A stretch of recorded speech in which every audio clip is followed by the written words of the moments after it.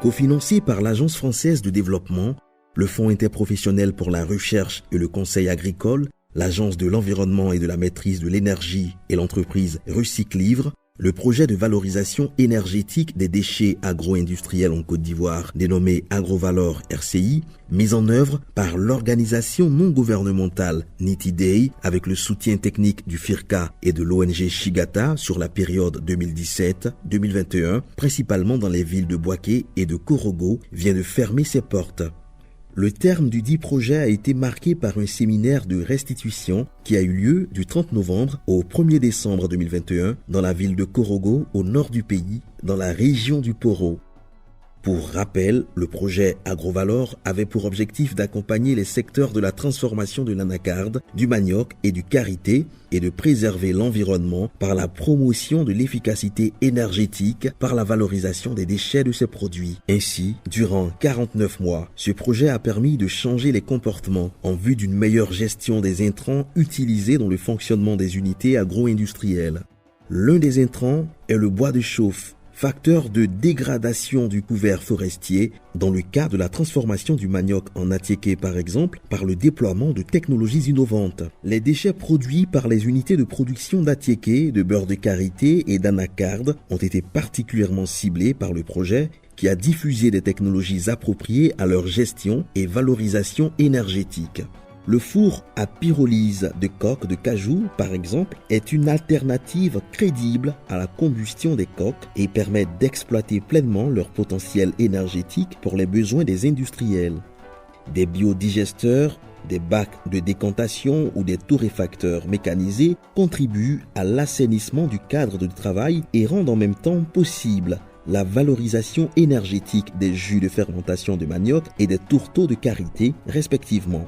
Le recours à ces technologies permet de réduire significativement et dans certains cas, éliminer le recours que ces agrotransformateurs font au bois de chauffe. Le projet AgroValor voulait également laisser des traces en termes de savoir-faire aux jeunes des localités visitées par le programme. Pour ce faire, plusieurs formations ont été initiées sur différentes thématiques avec l'implication de structures de formation locales, des chambres de métiers et les fêtières d'artisans.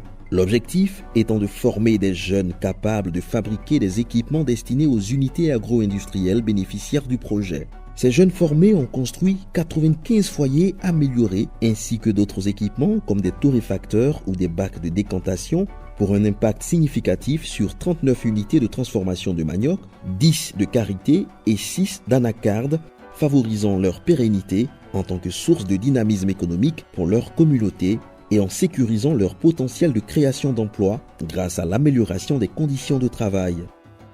Ce séminaire de fin de projet a aussi été le moment choisi pour restituer l'évaluation interne du projet réalisée par une équipe mixte composée d'agents de Nitiday et de bailleurs de fonds, dont le Fonds interprofessionnel pour la recherche et le conseil agricole, le FIRCA, et globalement, le projet a été jugé satisfaisant en dépit de quelques manques constatés sur le terrain, notamment au niveau de la communication entre les initiateurs et les bénéficiaires du projet. Alors que le projet AgroValor referme ses portes, l'ONG Nitiday a le sentiment de devoir accompli, mais l'organisation se projette déjà.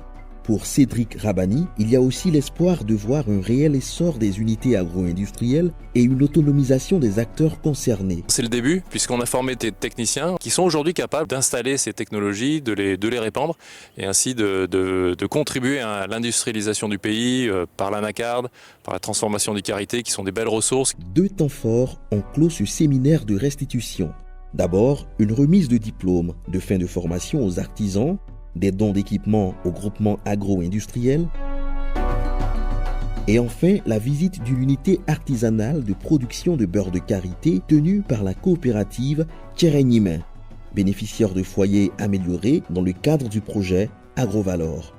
Moment qui a permis aux instituts de recherche tels que l'Institut national polytechnique Houphouët-Boigny de Yamoussoukro d'en savoir davantage et de prendre rendez-vous avec l'avenir dans le cadre du projet AgroValor. C'est le lieu d'interpeller nos autorités pour soutenir ce projet qui fait vraiment du bien pour nos populations du Nord et on peut même étendre cela à toute la Côte d'Ivoire. L'ONG Nitiday est présente en Côte d'Ivoire depuis 20 ans. Elle intervient au total dans 8 pays en Afrique.